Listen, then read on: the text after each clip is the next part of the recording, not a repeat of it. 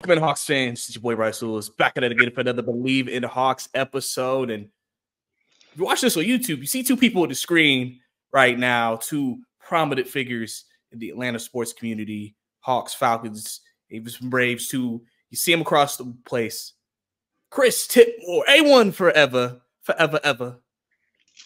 Then we got T-Will Terry from One Time from the Fan on the show today to talk some Hawks basketball as the preseason has wrapped up. And now we look forward to the regular season. But before that, we will recap what we have seen from these 4 games that have happened in the preseason. Before we get to that, guys, obviously don't forget to watch this on YouTube. Subscribe to the channel, like the video. Show some love to these guys and their channels as well. I'll put them in the link description down below. Also, if you listen to audio, leave a rating review as well as we continue to grow the pod. But guys, fellas, we have wrapped it up tonight.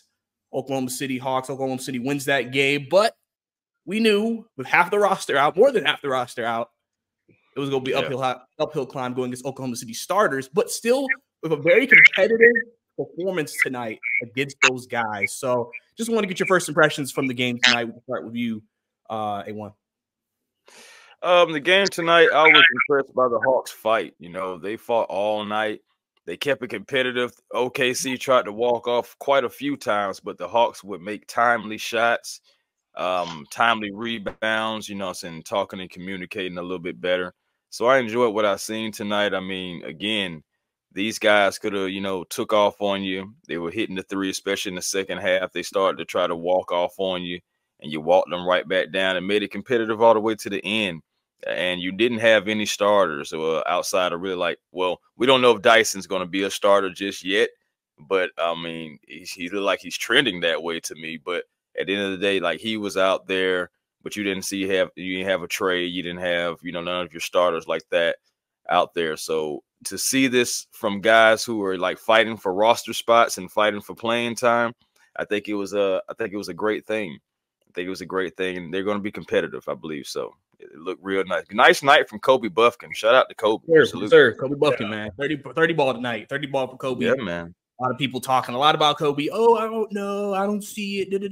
Everybody reacted after the second preseason game. I was like, guys, it's preseason. Let's calm down. Young player. Only played like 17 games last year. He's learning the game. On Kobe he's Bufkin. Still learning the game, and he's not had a lot of playing time in the past. He's starting to get it. We can definitely tell that he's going to have a lot of playing time this season, and he needs it. He needs to see the ball go in the basket. He needs to get that confidence, and he needs to get the growing pains out the way too. So it's good production, you know, from a young player like Kobe Bufkin in these first 4 preseason games, especially tonight. Sir, what do you think, Terry? I'm just amazed he got 31 points. I mean, I've not seen this iteration of Kobe, and it's funny because Chris and I were having a conversation about Kobe, and I'll keep it between he and I, but let's just say it was animated. And so to see him come out tonight and do this, I guess my first impression is, where's this been? Like, you know, I'm seeing tricks in this bag I didn't know you had, buddy. Like, you know, playing time, man. Yeah, I guess so. I guess so. Well, Kobe rocked out for 36 minutes tonight. And he did it against first stringers. You know, it's not like he did it against scrubs. So that brings another question, guys. Where was this last year? We could have used some of this last year. I mean, I don't think it was there yet. I don't think it, and even if it was there, the coaching staff didn't necessarily think that just yet. I believe Kobe still has some growing pains to go through then. And in the offseason, you put in work. We have seen video of Kobe putting in work during the offseason. So from me seeing the videos back in June and July and to see this now, I'm like, okay. Seems like you've been in the gym. Seems like you're working. He's gotten a little bit bigger as well. So if this is the Kobe Bufkin that we're going to get from a backup position, because Kobe's not a natural point guard too, so I feel like he's learning the position as well. He's getting better. He is getting better. It's not going to be like that, you know what I'm saying? You know how it is. but he's getting better. You can't deny that. You can't overlook that. You're just not watching it if you are. Yeah. Yeah. I mean, in the follow up on that, I mean, you know, he was hurt a lot of last year too. I mean, coming into the league, you know, you're developing, you're trying to get better. He played well the G League. You know, you want your drafted rookies to play well the G League, which he did. But, you know, and then you have to think about the rotation last year with DeJounte here. They weren't playing more than 3 guards. So when Kobe saw time, it was when Trey or DeJounte was out. So, I mean, it was one of those things where, you know, he just, you know, and then he has to get that confidence, you know, work on the shot, things like that. And I think like Chris been saying, he'd be working on his game this offseason, trying to get better at that. I think that's something that obviously when I was at Media Day, he said he wants to show like, hey, in the preseason, he even mentioned the preseason, I want to show I can shoot. I can score the ball. And this was like the first game, really, he was able to really do it. I mean, I think last game, he said had double-digit points too. So he just kind of added up on that this game. And I think, you know, when you look at what happened, you play, you know, Indiana, not really, it's probably the weakest defensive team we played the entire preseason. Yeah. You go against Sixers, really good defensive team. You know what they have out there. Obviously, you know, the Heat are always a good defensive team, very disruptive. Right. And then, you know, Oklahoma City, Casey Wallace, dog, you know, Alex Caruso, he can defend, you know. So for him to come out against those guys and play as well as he did in the game was really promising and really great to see. So it's just something like I tell people with Kobe, it's going to be growth. You just got to let him grow. He's going to have some bad nights. He's going to have some struggles. It's just part of being a young player in this game, you know. I mean, Trae Young wasn't Trae Young right out the gate. I mean, like, you know, Trae Young was getting you about 15, 16 I still remember Trae Young's summer league. You hear me? And the overreaction from that. I know y'all was around for that one. I was just, oh man, what did we do? I was just like, oh Lord. And now, you know, 7 years later, you know, one of the best Hawks, I mean, in franchise history, honestly, right now. So it's just crazy. I think too, actually, how things turn. I think as a society, like I said, we're reactionary people. We see something we don't like, and now we're immediately just like, that must be it. And it's like, it's not, but because it's hard for us to like take ourselves out of what we saw and think, could this be better? You know, right. Sometimes we just kind of want to say, well, if this is what it is, and I don't like it, and I'm like, well, I mean, can we let time go by and see if it happens? You know, we didn't develop this reputation with Clint Capella off of one game. This happened over a season. Just say it, man. Hey, you right though, Bryce. You absolutely right about that, man. We got to take things with a grain of salt. It's preseason, just like how we were so excited about Ricochet first 2 games. And, you know, we should be, because that's what we want to see out of our first overall pick. I've seen a lot of good things from him, man. I can't lie. I feel like it feels like he's better now than what I was seeing coming into the preseason. Like, you know, it's just workouts and everything like that. It seems like he's getting comfortable faster than I thought he would. And I love that. And, I was wondering about that in the back of my mind. But Ricochet, he looks like he's going to be the deal. But how about Dyson Daniels, fellas? Have y'all been seeing his preseason? What do you got? I'm gonna start. I want to know what you guys think about Dyson. You know, it doesn't matter who goes first. I'll just bring up the rear. You know, I'll following up after you two. You got it, T-Will? Yeah, I let me tell you something. 3 guys I'm really excited about this year. One of them is Dyson Daniels. The other is Ricochet. The other is Jay. I said this to both you two, but Dyson Daniels reminds me of JJ. They remind me. They both have energetic. They both get after the ball. They're both very good defenders. I feel like JJ is further along offensively, but I think Daniels has the opportunity to be that. I have nothing but positive things to say about Dyson Daniels. I think if he can have the season that I know he can have, same thing for Ricochet, same things for JJ. I think the Hawks can enter in the playoffs as a 6th seed. If they have this, that I think it doesn't mean they will, right? But looking at their specifically Dyson's defense is going to create points off of turnovers at least 3, 4, 5, 6 times a game, right? Ricochet, the shot, you can see his game coming together. You can see it.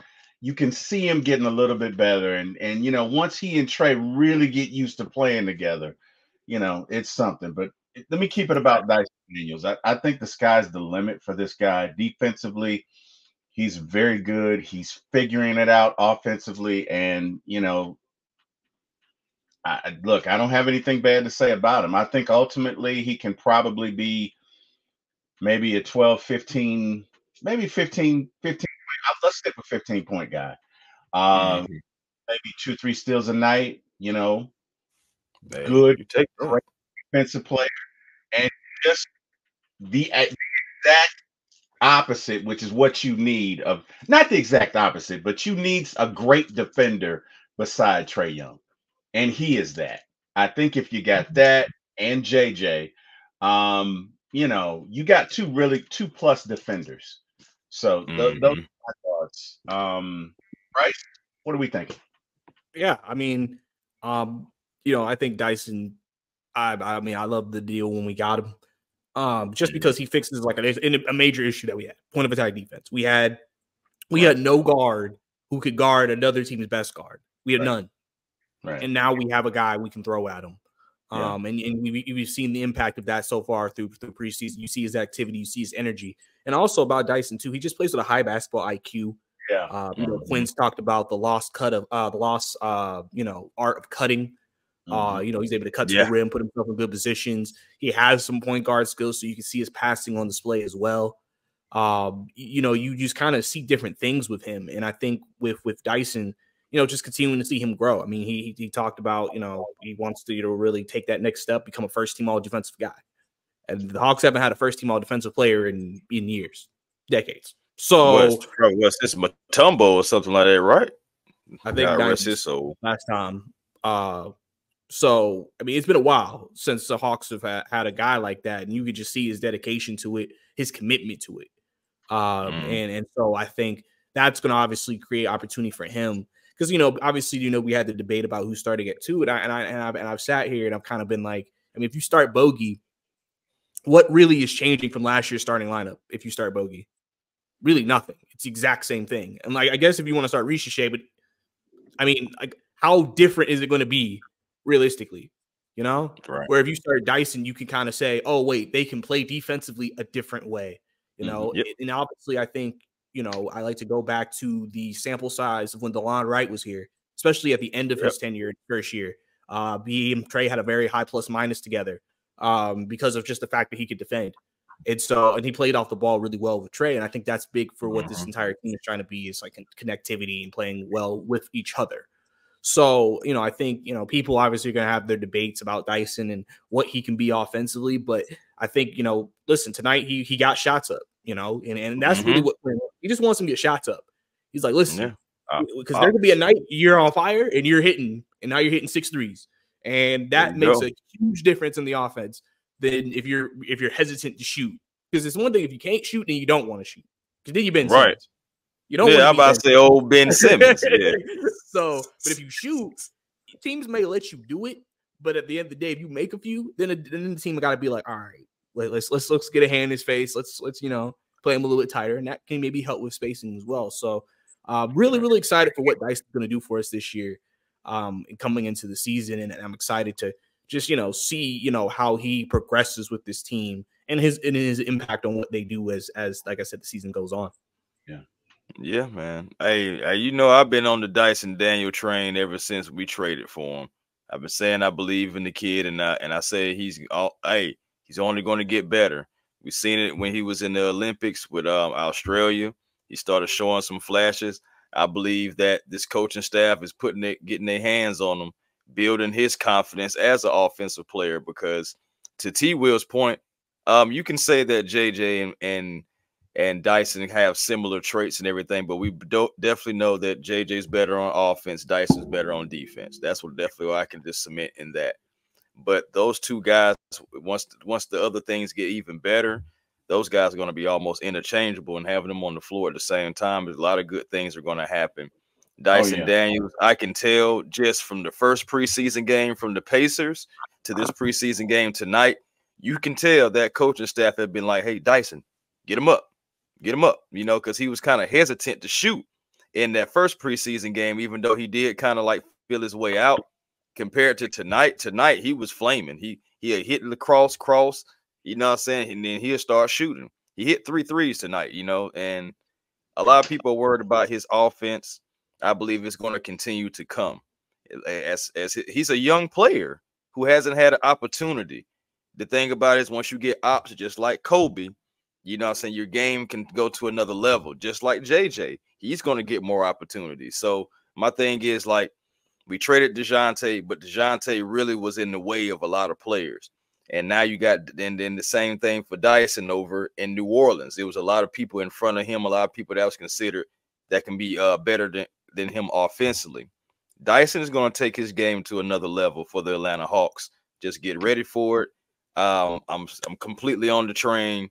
I Bleav that you should start Dyson at the 2. I really Bleav you should have Trey out there and Dyson out there. I said that before any of this. That's part of my starting lineup. I want Dyson at the 2 and I want Trey at the 1. And you kind of have been seeing that as games are coming along, preseason games, that those two can work right there. That definitely can work. You see Dyson. As soon as the ball tips off, where he goes, straight to the best defender. Offensive player to defend them.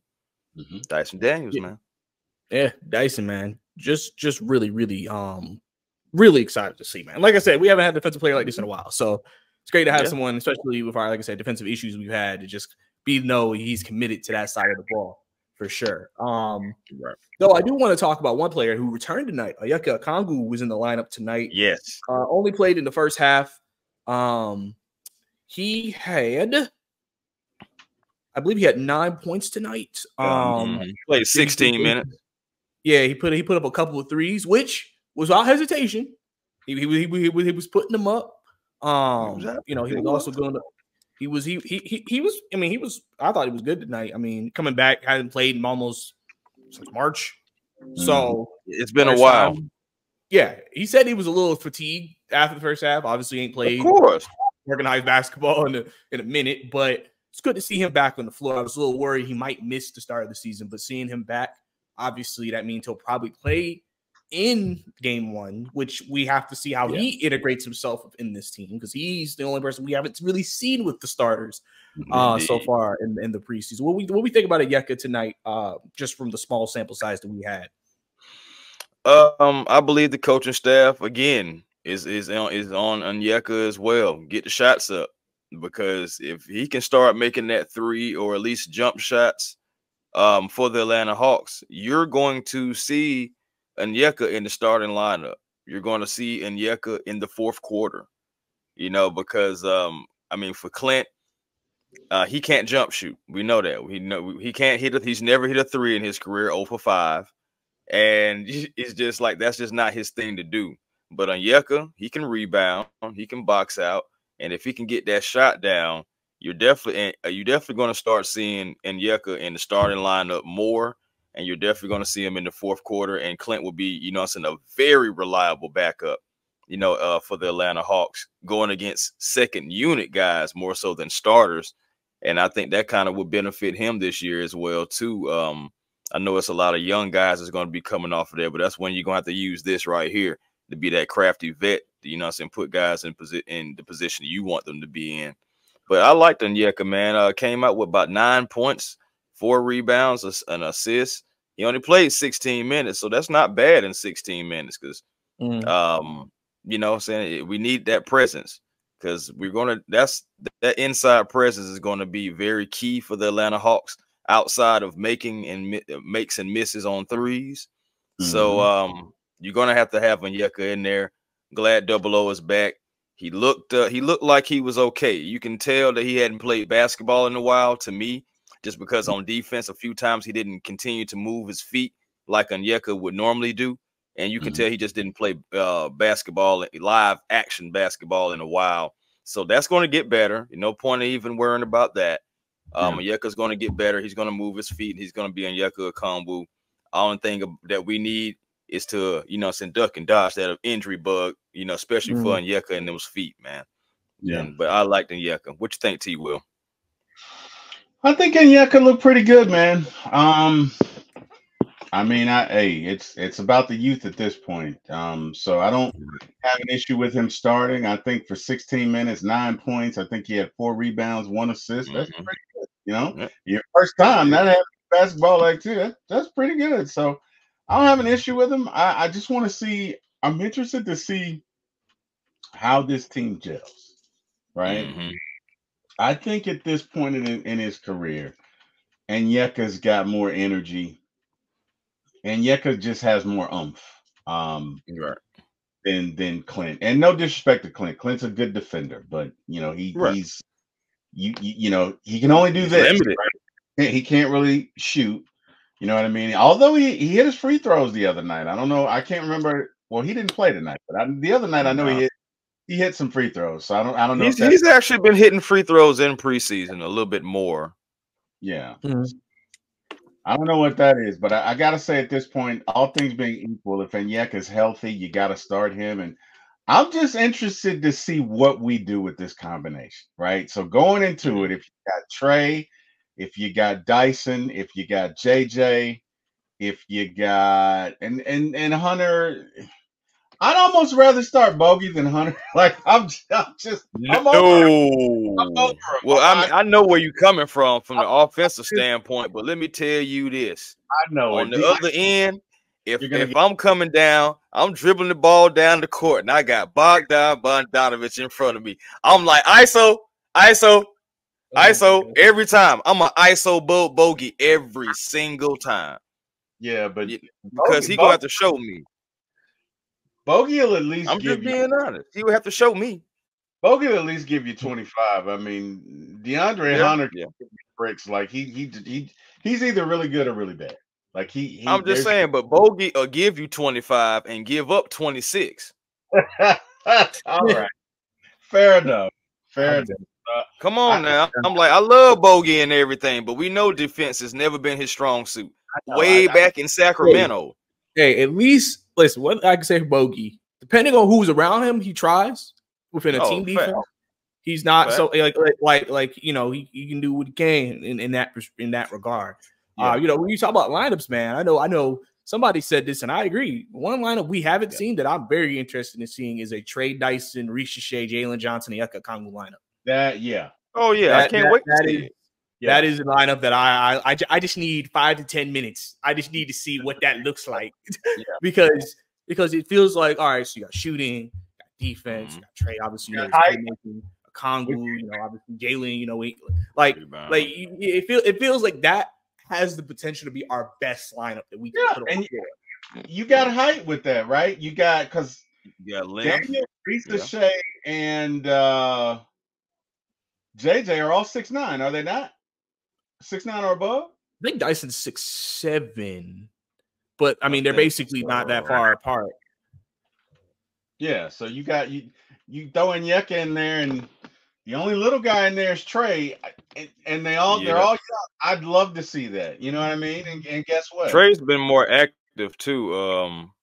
He's been a little bit more active too. I mean, he's still we still see some instances where he has Dyson 6'7" and everything, but we still see some instances where, you know, he's still kind of like being out there, like trying to figure out what's going on. But at the end of the day, like, he is trying, and that's all you can really ask for is like effort from a guy who's not growing anymore, and you know that he's always going to be getting picked on the defensive end just because he's the shortest man on the floor most times.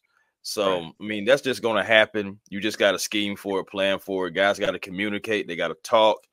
People got to stay with their man. They can't overhelp, you know, all those things like that. But communication more than anything is going to be key, along with effort and basketball IQ. You get if you can display all those things, and if Quinn can, you know, bring these guys together, I think the Hawks are going to be a better team than people think. Like, I really do. I really do.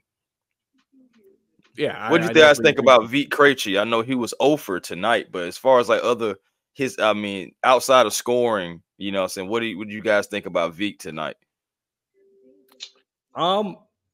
Personally, I feel like Vic's a guy, he has a role, and if you let him play a certain way, he can be very effective for the team. Vic is not a guy you're gonna ask, hey Vic, we need 15 from you tonight. That's just not. I mean, if he gives that, he's one of those guys. If he gives that to you, you're happy. You take it. You know, I mean, because it's not like he can't score. And one thing people have said about Vic is you can tell he's not aggressive offense. Like he's not looking to score. He's looking to pass. He's looking to play make when he's on the floor. He defends. He's great. He's a great connector on offense. He's a good playmaker. He can create opportunities for other people. That's what that's where he thrives with us. He can shoot the 3 ball, of course. Exactly. So I think that, you know, the offensive thing, I wouldn't be too worried about because that's not what I think they're using him for is the offense. Obviously, you want offense from him, and if you can, but it's not that's not their primary thing. They're like, hey, when we play you, we need this from you. And I think Vic knows his role. And as long as he does that, I mean, because you've seen it in the preseason, when you know he's able to get everybody going, the offense can flow better. Right. So I mean, we had people saying, well, should Vic be the backup point guard to Trae Young instead of Kobe? So, and I was just I don't want to do that. It was just because of the passing. It wasn't because he was scoring the ball. So I mean, I think, you know, which I also said I don't think Quinn wants to do that. I think Quinn wants to use him as a wing. Realistically, he wants to use him as a 2-3. Realistically, he doesn't want to make him a 1. So it's just he has the ability to do it if there was a situation where that's just a plus. Yeah, emergency point guard situation. So you know, for Vic, I mean, he is what I consider their first man up out of the rotation. So if someone gets hurt, Vic Krejci outside of the center position. If anyone else hurt, Vic Krejci's the first guy who's coming off that bench. Right. Hey, he was in the starting lineup the other night, man. I thought that was an interesting look. I actually like kind of liked it a little bit. I mean, I know we had like 11 turnovers in the first quarter. Well, I'm glad we cleaned that up later on in the game. But regardless, like having V in there, just his energy and everything around the guys. And it was just a change from seeing DeAndre Hunter, who I think has scored a combined total of about 4 points maybe in the preseason. So you definitely got to get more than that. But it's just like every time he has a bad game, it's just like it just goes through my head. I don't work on nothing. I'm just like, damn, Dre, why did you say that? It's just like that's the only thing that goes through my head. I don't work on nothing. I'd be like, yeah, we see. I mean, I'm so over Hunter, man. And I'm not going to talk bad about him. I just think for what you get from him, I just, what can you say, right? I mean, I don't know. I don't know. I feel like if realistically speaking, if he was making the same amount that Vit Krejci or Mo G was making, or even Garrison Matthews, people wouldn't be so hard on him. But the fact that contract, man, you still got $70 million left on it. And that's another reason why I feel like he may end up starting. Like, don't be surprised if we see that on opening night that he's at the 3. Just off of the contract alone, you got to play him because that's a lot of money coming off your bench. You know, I said like 20. What it's 23 this year. I think it's 24 next year, and then 25. And I told T Will this. You know, so we're gonna see how they use DeAndre Hunter this year. T Will doesn't want to see him in the starting lineup, but T Will, I'm just saying, I'm just trying to prepare you just in case it happens. That's all. I mean, it probably will. You know what I mean? It's you know, it probably will, but I don't know, man. You know what, Bryce, I'd love to hear your opinion on Andre.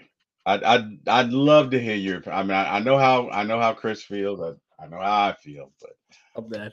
What's your thoughts on Dre specifically on his performance? We don't have to get into a salary, but you know, let me put it this way, because my mentor is Jack Spade. I try to be positive. How can we best use Dre? Where do you think do you think it's better for him to come off the bench with Bogey? Like, what are your thoughts pertaining to the construction of the team and how we run out this lineup? Give me your thoughts on that. I mean, for me, listen, I get everybody's frustration with DeAndre Hunter. I get it. You know, I think first thing I've always told people, and Brad Rowland's also been saying this, we have to get past the fact he was the 4th pick. He didn't ask to be the 4th pick. We got to move past that. Right. You know what I'm saying? Like, sorry that he isn't what you think a 4th pick should be. Right. You know, but we got to move past that. At this point in his career, he is what he is, right? But he also does still help the Hawks in different ways. And I think people sometimes I think is very frustrated more with his offense at times than defense. One thing I've always said about Hunter, people wanted him gone for years, but I'm like, if you think about the situation, especially the wing situation in Atlanta, if you trade him, like what do you have? You getting? Like it's not like you have all these people behind him and he's keeping them from playing. You know what I'm saying? Like we never had that till this year. So like, yeah, he may be more expendable this year, but even that, like the difference between Rishi and DeAndre Hunter right now is DeAndre Hunter is a big, strong guy.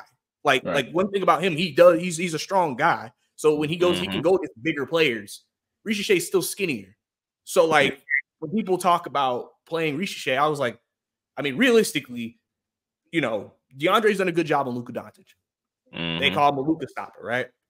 I don't know if Rishi Shay's ready for that. Because Luka knows I can overpower him. Yeah. Luka's definitely can overpower him. You know what I'm saying? And so DeAndre's a guy who like you know, he's not someone you just easily overpower. Yeah. I think offensively for him, I think at times last year, the way he was getting his shots was, I think, different. I think he tried to do a lot more posting up, a lot more closer to the rim and kind of those mid-range shots. And then he also improved his 3-ball, which also, and he had a career high in 3-point percentage. You know, and so I think for him, it's just playing still that same way and being effective, you know, because I've said, like, I've noticed things like against the Miami Heat, DeAndre Hunter usually has better games against the Heat than a lot of other players on the team. And one of the reasons why is just because Heat are physical. DeAndre's one of the few people who can physically like go and like bang with the Heat because he's like a bigger guy where like DeJounte and Trey, they're skinnier guys or smaller guys. So like they can kind of bully them a little bit. Right. And so I think, you know, and you hear multiple people, Quinn, you hear people that I've talked to from the Hawks, people are like, there's still value with DeAndre Hunter and what he can do. I think we just have, and I've said this too last year. I said the best thing that happened to him was Jalen Johnson. Because now when before Jalen got here, we were like, hey, DeAndre, you're the wing, you're the star wing, you got to be the wing. He doesn't have to be that anymore. Jalen is that. Now Hunter can just play. Hunter can just play. You know, it's a coincidence that Jalen didn't play in last year's game in the play-in, and DeAndre had one of his worst games. But when Jalen was playing, DeAndre had one of his better has better games. Because now he's like the fourth better game. At that time with the team, he was like the 4th option. So now he can just kind of get his shot, play within the flow of the offense instead of being like, hey, we kind of need you to give us a significant amount of points tonight, DeAndre. So I think within his uses with the team, I just think for him it's going to be interesting to see how they see him because now Jalen moves up to 2, number 2 option.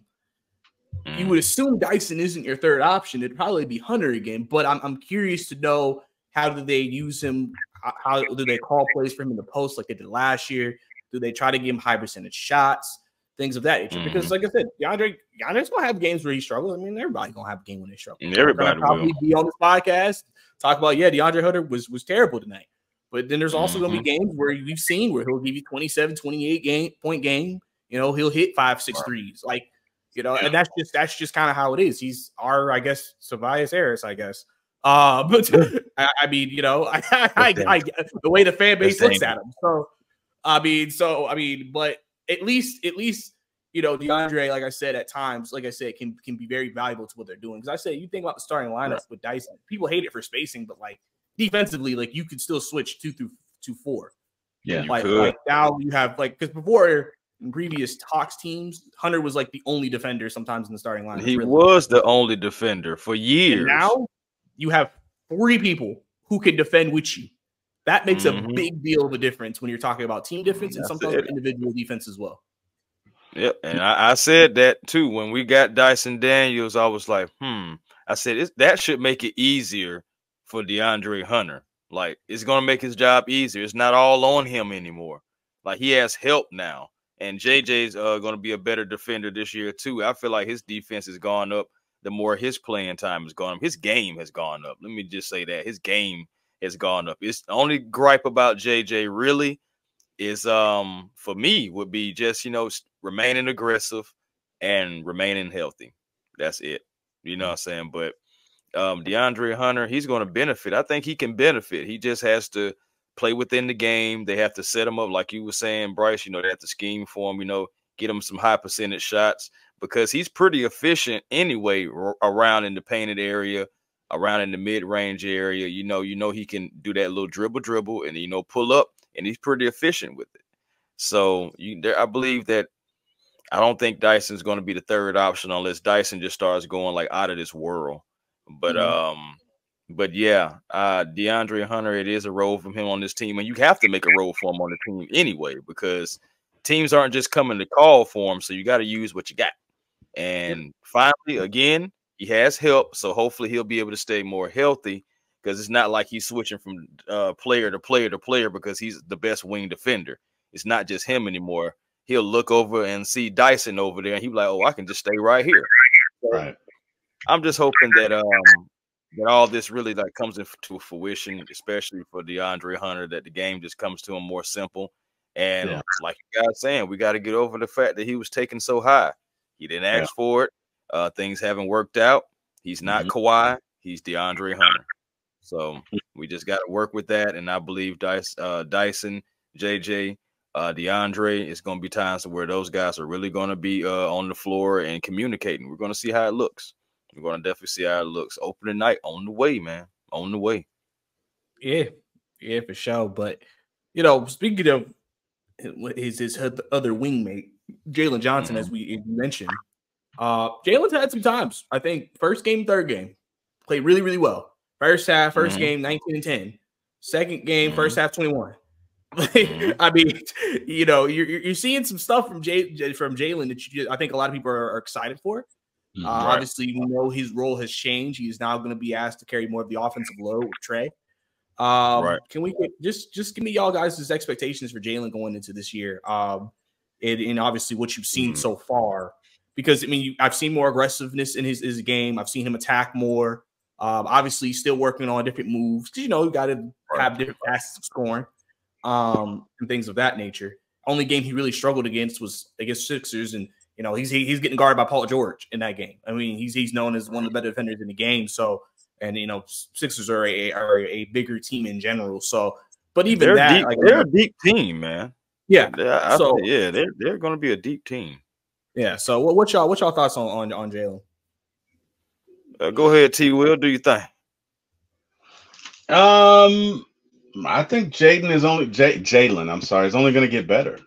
Like, you know, to me, he was the star of last year's team. He's the one positive that came out of all of that. Is this guy just comes out of nowhere and he's bam off the screen and he's making steals and he's dunking over people and he's out. The one thing you said about Dyson, I also think is true about Jalen.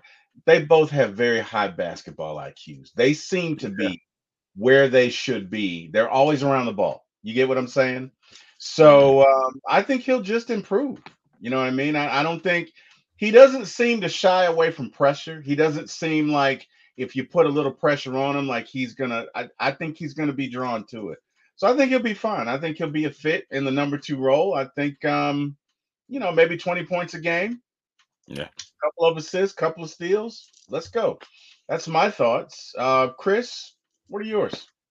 I think Jalen can be anywhere, definitely 20 points. That he can do that. I think he can get anywhere from 8 to 10 rebounds a game too. I think he can be close to a 20 and 10 guy.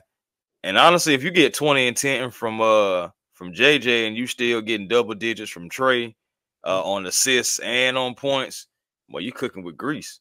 I ain't gonna lie to you. You got a 1-2 punch that just won't quit, and you got role players around it who can, you know, help out, like Dyson. I mean, hopefully like DeAndre. You're gonna bring up Ricochet, who, you know, no one really has film on him outside of the Euro League, and he's gonna come in. He's gonna turn some heads too, as he's already doing. So, JJ, the sky's the limit for him, man. Whatever contract he's trying to get, it's all up to him. And he has the ability. We'll see what he does this season. I'm pretty sure it's going to be plays called for him, as it should be, because he is the number 2 officially now. And JJ, again, man, I'm just gonna go ahead and say he can be 20-10. I think he has the ability to definitely be 20-10. Couple of assists, maybe at least 3 to 4 assists, maybe more than that. We'll see. It just all depends on how the flow of the games are going and how he's utilized. And also Trae Young too, man. I Bleav Trae Young is going to get him involved as well too. So that's going to be another reason why it'll be easier for him to get to that 20-point total. He's not going to always have to create his own shot and everything, but the game is going to come to Jalen. I'm gonna say 20-10. That can be for Jalen. If he does that, then the Hawks are cooking with something. But 20-10. That's where I'm gonna stay. I'm gonna stay 20-10. Yeah, I mean I would think that'd be the consensus from a lot of people. Especially, and I may even be able to get in some all-star conversation, maybe. At least get him some votes, get him up in that competition. Maybe some people are even still saying most improved player, potentially get him back in that conversation. So this has potential to be a really big year for him and just continuing his thing. Because like I said, we see the work. We've seen the work he put in off-season workout videos. He's been putting in work in the gym, you know, because I asked about that immediately, and he was just like, yeah, like, you know, I listened to what the coaches say, I listened to what the trainers say, and kind of just come up with a plan over the summer, what we go and work on and try to get better at. And I think, you know, and because he understands, like I said, the opportunity that's in front of him. He also understands, listen, I got a potential max contract on the line. So, you know, and for in today's league, I mean, he'll probably get it just because, I mean, there ain't no way you're going to let him walk. and you know, not gonna let him walk. What I'm saying? So, you know, but obviously until it happens, you know, he's still working with that, trying to get that. So I think Jalen, you know, is in a really good place right now. And I'm excited to kind of see, again, how he does in his second full year with the team in terms of playing and starting, and just continuing to see him develop within this Quinn system, Quinn ball, as they call it, which is a very pass-heavy scheme. And, you know, Hawks have had, through the first 4 preseason games, a lot of their shots have came off assists. So because they're getting really high in team assists off scoring. So clearly that's kind of showing you the difference in what's kind of happening. No shots being taken here, but, you know, obviously, you know, New Orleans Twitter, you know, they said, you know, some my turn, your turn offense going on over there. But, you know, neither here or there. But yeah, so I mean, we'll have to continue to see how Jalen kind of grows, and I'm excited to kind of see, because he'll probably have an interesting matchup in game 1 against Ben Simmons. I will probably see Ben Simmons on Jalen Johnson, and that's what Ben's supposed to be good at, defense. That's what he was an All-NBA defender at. So that'll be a really good, I think, first matchup for Jalen to see where he is and where he is going to go in his career. So now, guys, I think we got to get to first overall draft pick in the draft from this past year, Zachariah Richeche. Obviously a guy who I think a lot of people want to start. I don't see that. Now, obviously that could change as the season goes on. But as of right now, I think Quinn's the guy who's like, listen, like, I'm going to stick with my guys. Richeche's going to play. Like, it'll be interesting to see where his minutes line up. Like, is he going to be like getting bogey minutes, like more close to the 25 at times, or is he going to be like more 20, 15 as he continues to grow and stuff? But, you know, what are we thinking for Richeche this season? Obviously we've seen some of the performances. Game 1 of the preseason, I think, was the game. Obviously everybody was kind of like, whoa, you know, because you know, you saw kind of everything on display with him: the passing, the shooting, the ability to cut to the rim, being in the place to, you know, get you know, those like passes when you know, you get to stop your dribble, boom, boom, look for somebody, oh, right there, boom, dump it down, get you a nice easy layup. You know, and like I say with Richeche, playing in those pro leagues, he's playing against grown men. You hear it all the time with these overseas guys. They're playing against grown men. They're playing professional ball. They know they will have a more mature game than the kids coming out here, because a lot of the game is athleticism in the States. With them, it's like you're not always the most athletic guy. So you got to have the fundamentals. You got to know how to create opportunity for yourself. So, and I think that we've seen that kind of through some games so far. So what are we looking at for Richeche going into his first rookie campaign with the Atlanta Hawks? Oh, fellas, I mean, again, people want him to start because he's the first overall pick. I understand that, you know, I can understand the consensus of it, but I was already saying start him off the bench, You know what I'm saying? Let him bring him along. And I feel like by the season's end, he will be in the starting lineup. That's what I see for Ricochet.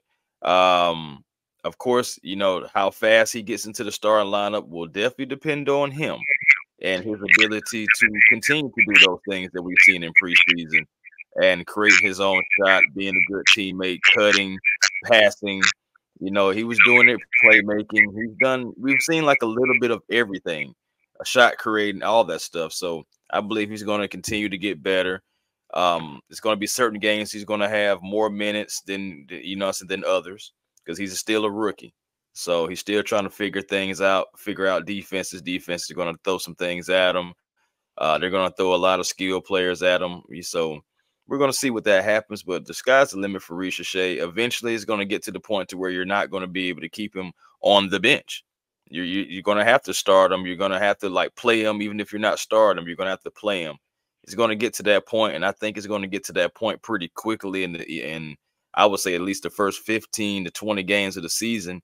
I think Quinn is going to see that, hey, man, my rookie is really doing some things. As long as he continues to, like, trend upward and don't, like, take any nosedives in the start of the season, I Bleav if he continue to trend upward, Ricochet is going to be hard to keep off the floor, I say, by Christmas, by January, honestly. I expect him to be starting by April, before April. But, you know, come April, I expect him to be cementing in the starting lineup. We'll see, though. That's interesting. You know what I'd love to know the first two lineups you guys would try out there, and maybe we can get back to that. But for me, look, I was excited about Ricochet the moment we got him. Mm-hmm. And I forget the name of the other guy who shunned Atlanta, and hey, good for him. Mr. Alex Saw. Yeah, Mr. Alex Saw. Mr. Alex, you can whatever. I'm not gonna do that, but hey, man. I've been a fan of Ricochet ever since the pick, man. Going back looking at to Bryce's point, when you see the minutes that he's logged, when you just go back and look at his game log, this dude's special. He's special. And you know what? Playing in the NBA against these athletes and taking the game that he already has, it's only going to get better. So, Chris, I'm going to agree with you. I'm going to say by the end of the year, Ricochet is starting. What I would ask you guys is, if you're the coach of the Atlanta Hawks, when's their first game? Friday? Wait, no. The 23rd, yeah. Mm-hmm. Okay. Give me your first two lineups you're trotting out there. Now, start and bench. And Chris, you know what, Bryce? It's your show. Let's start with you. Give me your first two lineups you're throwing out there. Are you asking what I think they're going to try or what I would try? Hell, let's do both. I mean, I think they're probably just going to sit out off the lineup of Trey, Dyson, Hunter, Jalen, Clint, and then your bench will probably be Kobe. Kobe, Bogey, probably Ricochet, and then Okongwu, potentially Larry Nance at your 4, depending on how they feel about that. Would probably be what they probably will put out. Me, I would put out probably Trey, Dyson, Hunter, Jalen, Okongwu, and then my bench, I would bring Clint off the bench, Bogey, Kobe, Ricochet, and then, like I said, I'm cool with Nance at 4, or that can be whatever we need per opponent. And there may be some days they want to go 9 people, and they'll just have, because they've had Ricochet and Hunter play some backup 4, so it just maybe depends on opponent. Okay. Yeah. I kind of got honestly, no, I do have to second that, like really player for player. I have Dyson in my starting lineup. I've been had him in my starting lineup before the Australia tender. So it's just like, I'm not going to go off of that now. Dyson is in my starting lineup. Trey, of course, is. I think Dre is going to start just because of the veteran experience and the contract. JJ's out there, and I think Clint Capella is going to start as your center, mostly because Okongwu hasn't played since last year like that. So I think you're going to trot him out there at least the first couple of games to let him get his win. And then, like, after that, we'll see what happens. But I think Clint is going to be starting for sure, at least the beginning of the season, first couple of games. Second unit, Bufkin for sure. I think he's going to definitely have that spot. Bogey, Ricochet. I don't have a problem with Nance. He's done a little bit of everything, so I don't have a problem with Nance at the 4. And then Clint / Okongwu, at the 5 type thing. So I think that's going to be your first 2 lineups for sure, with utility guys like Veet and Garrison, depending on who's the opponent. But honestly, I wouldn't mind seeing David Roddy out there too. I feel like he is a scrappy player, and he's not the tallest, but he uses his size and he has effort, man. I think he had about 12 rebounds tonight. So yeah, I think, but back to the whole thing. Yeah, those are my first 2 lineups. What about you, T. Will? Oh, I already know Dre on the bench for you. No, just to have some fun, just to have some fun. I'm gonna go Trey. Hey, I'm trotting out the young folks. So if it's me, it's Coach T. Will of the Atlanta Hawks. Welcome everybody. I'll probably be here for a week once they see my lineup. But anyway, I'm gonna try out Trey, Jalen Daniels. I'm sorry, Jesus, the quarterback of Dyson Daniels. I'm about to say, dang, boy, when did we get Jaden Daniels? I know it, right? About to say, boy, I can tell you, he's gonna be throwing it from the inbound. It's crazy. No, so give me Trey, give me Dyson Daniels. Give me Ricochet, give me JJ, and give me Okongwu, and everybody else coming off the bench, and we're good. Now, I'll probably be here only a week, contingent upon what happens, but hey, I was true to my heart, and that's what I did. So, So your second unit would be Kobe, Bogey, Dre, Nance, and Capella? Yep. Yeah, that makes sense. Yeah. I mean, hell, why not? Yeah, it's gonna be real interesting when that starting lineup comes out for the first game. I can't wait to see the reaction to that. I can't wait to see it.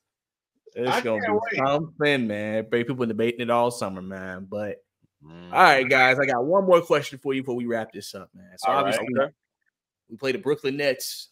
Obviously, Brooklyn is expected to be a tanking team this year. Now, they have some young talent. Cam Thomas. Yeah. Frame forward. When he gets going, he can score. Mr. All right. No emotion. The only issue with him sometimes is that when he gets going, he don't pass. he just starts backing up shots. All right. And then obviously Ben Simmons coming back. We'll see what he is. I mean, you just got to mention him. Notable name. Cam Johnson, things like that. They got something working with, young team. Obviously trying to, find their way in the league. So what are you guys' expectations for game 1? What do you want to see from game 1? Is there something specific that you want the team to show you? Is there a certain type of way you want them to play? Is there a player you need to really, take off in that game, or you'd like to take off in that game? What are you looking at in terms of game 1 against the Brooklyn Nets, our home opener, that you want to see from the Atlanta Hawks? Most importantly, probably like the number 1 question that I had on my Hawks video on my page: are we better defensively? That's probably going to be the main thing that I want to see. I want to see how we defend, how we start games defending. That's been an issue, in the past years. And I definitely want to see how we start the second half, the third quarter, the fourth quarter. So I want to see how we finish. Those things, because I'm not too necessarily worried about offense. Offense hasn't been our problem for quite some time. Right. So it's all on the defensive end. Are we better defensively? The moves that we made, are they going to show up on the floor against the Brooklyn Nets, who don't have the best pieces? They have young pieces, but they can be contained because, they already don't fork over a lot of their players. so they can be contained. So are you better defensively, Atlanta Hawks? Are you coming out with fast starts? Are you making the adjustments and coming out in the third and fourth quarters, doing what you need to do to close the game correctly? That's mainly what I'm going to be looking for in game one, opening night.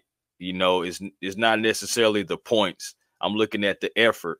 I'm looking at the communication. I want to see a lot of communication, calling out a lot of screens, telling people, putting people in places.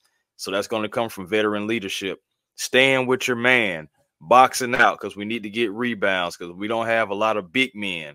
So it's going to have to be a lot of effort, a lot of extra boxing out. I want to see all those things in game one to, you know, at least feel even more optimistic about this season.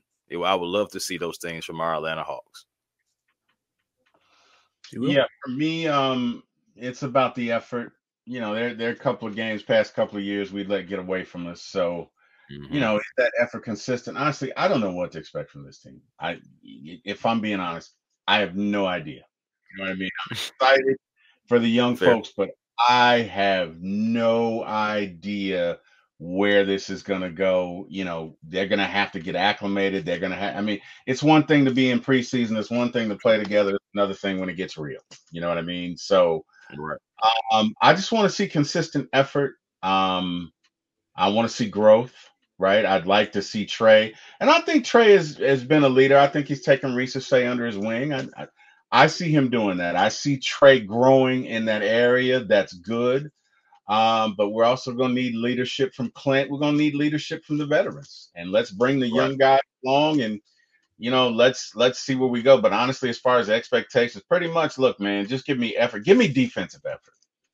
You know, the shots are coming up, but give me defensive effort. Give me defensive intensity. Can you hold on to a lead? You know, if you get a lead in the second and third quarter, can you hold on to it? Right? Obviously, you got to continue to score, but can you hold on to it when it counts? That's, I guess, for me, that's what I want to see. Bryce, what say you? Yeah, I mean, obviously, defensively, obviously, you know, is big. Just really see if that's real for us. The Hawks defensively this preseason, like I said, haven't been bad outside of the Pacers, who I've always said, you know, they play different. They put a lot of pressure on defenses, things like that. Outside of that, I mean, most teams the preseason for the Hawks, I mean, we're saying Oklahoma City 104, Heat 120. Obviously, that was fourth quarter more. You know, you're not playing your guys. So I feel like there's been some good things to create some turnovers. So I just want to continue to see that. But also, you know, just, you know, how does, like I said, the cohesion of the team come together? Yeah. Playing off of each other. How do the pieces fit? Because like I said, I think there's a high expectation to Bleav that the fit will be improved this year, that they will all connect better. Obviously, really, Bogey's play one game, Conley's play one game, so it'll be interesting to see how they integrate themselves into that. But, you know, I'm really interested just to see how everything is put together. And then what I feel like one thing I think for Quinn this season is that this may be the first time since he's been here where he kind of has a team that he wants in the roster is constructed the way he would like it to be. Right. Not all the way there. Right. But like it's closer to what he wants and what he had to work with when he got there. Right. So that's true. You know, I can't deny that. That would be big for him to see how that comes together as we get into game one and kind of seeing how that goes throughout the season, guys. But I appreciate both of you guys coming on, esteemed guests. It's the Bleav in Hawks podcast. Talks from Atlanta Hawks with me as the preseason has ended for our team as they move forward. All steam ahead towards the regular season next week and a hope opener against Brooklyn. Before we go, guys, let the people know where they can find you. Chris, we'll start with you. Hey, man, A1 Forever Sports is the platform on YouTube, man. Come on over, man, because it's time to be generational, because it's always time to be, and don't you settle for less, because you can have more with a vision. Make sure you find your peace today. Positive energy always creates elevation.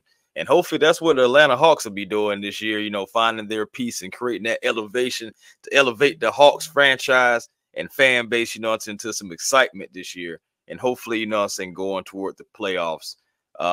Definitely appreciate Bryce, you having me on. T Will, thank you for coming on as well, man. This was fun.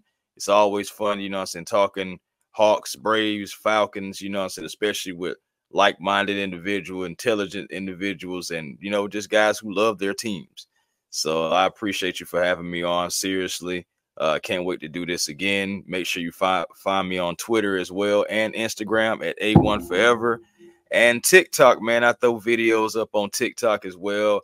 Not dancing or nothing. It's sport videos. Y'all chill. It's the real A1 Forever on the real A1 Forever on TikTok, man. Come on over, have a conversation, man. I'll talk sports with anybody. That's another reason why I do this, man. It's definitely a passion. Check your boy out. I will definitely be at the Falcons and Seahawks game on Sunday working with Fox. So I'm looking forward to that. Hopefully the Falcons can go 5-2 and keep on running on off with this division. You know what I'm saying? Outrunning that South.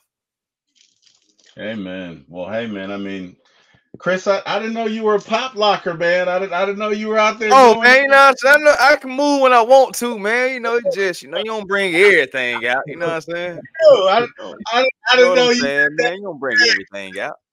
I don't know. Okay, no. In all seriousness, Bryce, thank you so much for having me on your show, man. Chris, thank you for joining me. Thank you for inviting me. Always good to chop it up with you fellas again. Too intelligent, you know, guys who cover everything. Definitely versatile, and I learn from you guys, so it's fun. For me, I can be seen on One Time for the Fan on Sunday nights at 8. Wednesday nights at 8 and Friday mornings at 9 a.m. I also have my own channel for my ATL Sports 1. That's the number 4, my ATL Sports, the number 1 on YouTube. Please like, share, and subscribe, and check me out. And again, I'm actually on tomorrow night. We have Mr. Scott Carissa joining us. We're going to be talking trade possibilities for the Falcons coming up. So please, again, tune in and hey, you might like it. So anyway, again, Bryce, thank you so much for having me. Looking forward to talking Hawks with you all season. And hey, man, let's see if we can't get a winning record and, you know, at least get a 6 seed or higher into the playoffs. That's Yes, sir. That would be obviously very ideal, man. But like I said, I appreciate you guys coming on talking Hawks with me. For sure, man. Definitely really good conversation tonight, man. And obviously, if you're a first-time listener to the podcast, we'll have more of these conversations as the season goes on. It'll be just me, it'll be Chris, it'll be Terry, it'll be other people. You know how we do. Obviously, for people who are coming back for my second full season with the pod, obviously, y'all know what we bring to the table. For me, guys, don't forget, subscribe to the channel, Bryce_2K. Also follow me on Twitter, Bryce_2K. Like the video, share everything under the sun. Audio listeners, same thing. Leave a rating, leave a review, tell your friends. We got to get it up the charts, get the Hawks fans to it. You know what I'm saying? As we continue to make our way in this community, man, and bring Hawks fans together to talk about the team we love, the Atlanta Hawks. But like I said, guys, that's all we got here. I'm Bryce. That's Chris. That's Terry. See you next time. Bleav in the Hawks.